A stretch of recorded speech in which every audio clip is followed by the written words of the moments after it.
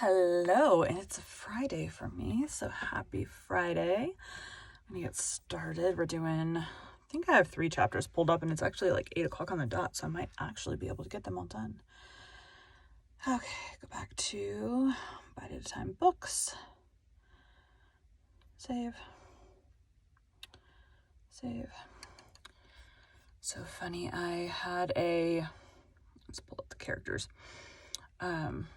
I had an author reach out to me last night on my personal Facebook because I had commented on a post of his in a group that doesn't allow pages to be a part of. Wait, why didn't it pull up? Save, pages, there it goes. That was weird. Typically it pulls up the pages. It did not work. I'm guessing it did not acknowledge. Anyways, so they reached out to me and they had made a post about is it okay to reach out to a narrator? And I said, absolutely, it's okay to reach out to a narrator directly. And they reached out to me. I had no idea I was the narrator. Maybe I wasn't the narrator they were talking about, regardless. They wanted this is not connected to my mic. They wanted to hear samples, so I sent them to my website, and they were like, no, we already like your voice, we want you to do a sample with their stuff, which makes sense. People want to hear their own words. It makes sense. Anyways, so that happened last night. They haven't sent me the clip that they want me to read, though. I don't even know what book it is yet. And sometimes the answer has to be listen, this needs editing. But having not seen it yet, they just asked if I do that genre. And then they were like, are you a narrator? I'm like, you found me in a narrator's Facebook group. Yes. So weird. Anyways, let's go. Today we'll be continuing Anne's House of Dreams by Lucy Maud Montgomery. Chapter 32. Miss Cornelia discusses the affair. And do you mean to tell me, Anne dearie, that Dick Moore has turned out not to be Dick Moore at all, but somebody else? Is that what you phoned up to me today? Yes, Miss Cornelia. It is very amazing, isn't it? It's just like a man, said Miss Cornelia helplessly. She took off her hat with trembling fingers. For once in her life, Miss Cornelia was undeniably staggered. I can't seem to sense it, Anne, she said. I've heard you say it, and I believe you, but I can't take it in. Dick Moore is dead, has been dead all these years, and Leslie is free? Yes, the truth has made her free. Gilbert was right when he said that verse was the grandest in the Bible. Tell me everything, Anne dearie. Since I got your phone, I've been in a regular muddle, believe me. Cornelia Bryant was never so kerflummoxed before. There isn't a very great deal to tell. Leslie's letter was short.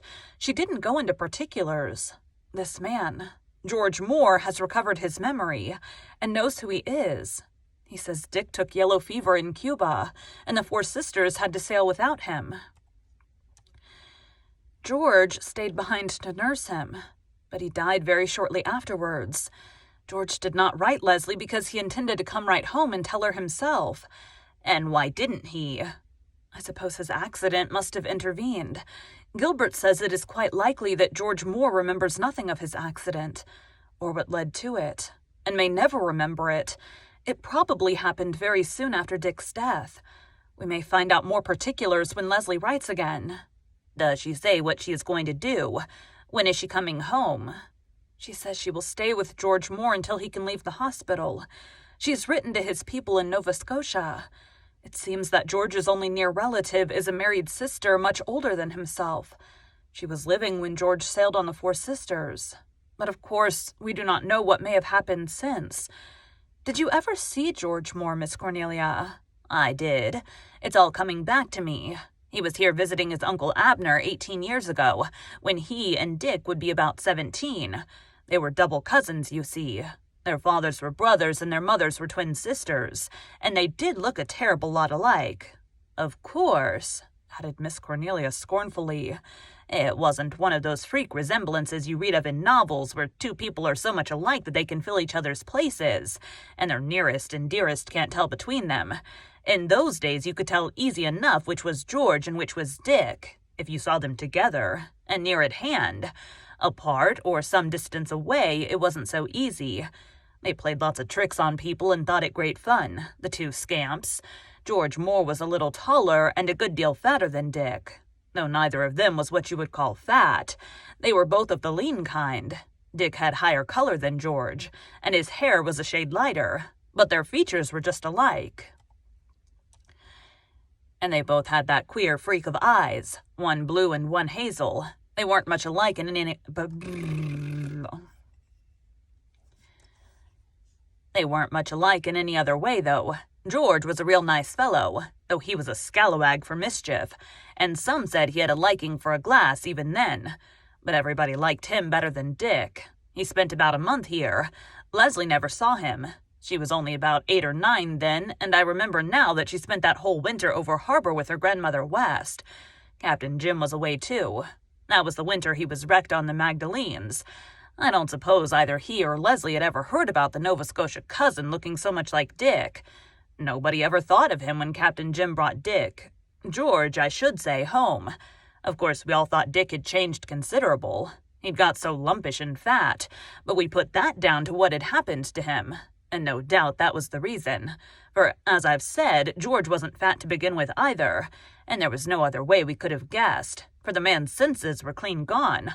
I can't see that it is any wonder we were all deceived, but it's a staggering thing, and Leslie has sacrificed the best years of her life to nursing a man who hadn't any claim on her.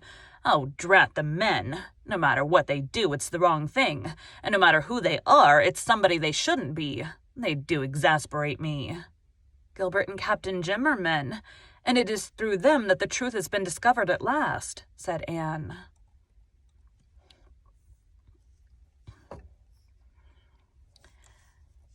Well, I admit that, conceded Miss Cornelia reluctantly.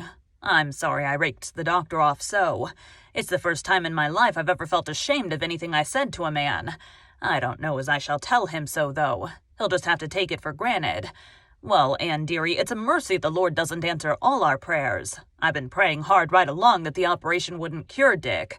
Of course, I didn't put it just quite so plain, but that was what was in the back of my mind, and I have no doubt the Lord knew it.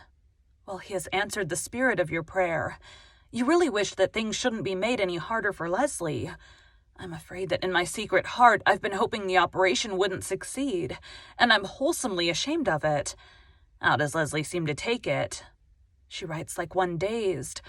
I think that, like ourselves, she hardly realizes it yet. Hiccup. She says it all seems like a strange dream to me, Anne. That is the only reference she makes to herself. Poor child. I suppose when the chains are struck off a prisoner, he'd feel queer and lost without them for a while. And, dearie, here's a thought keeps coming into my mind. What about Owen Ford? We both know Leslie was fond of him. Did it ever occur to you that he was fond of her? It did once, admitted Anne, feeling that she might say so much.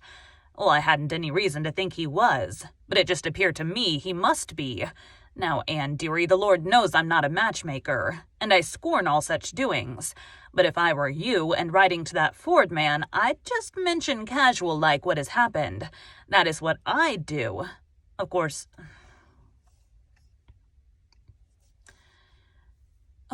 I will mention it when I write him, said Anne, a trifle distantly.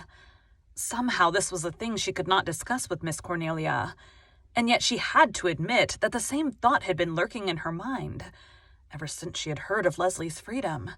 But she would not desecrate it by free speech. Of course, there's no great rush, dearie, but Dick Moore's been dead for 13 years, and Leslie has wasted enough of her life for him. We'll just see what comes of it.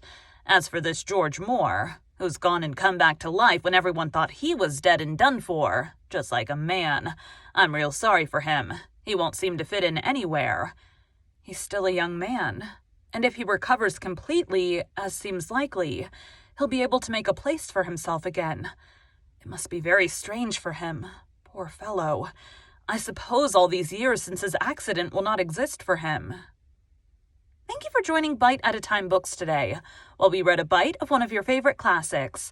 Again, my name is Bree Carlisle, and I hope you come back tomorrow for the next bite of Anne's House of Dreams.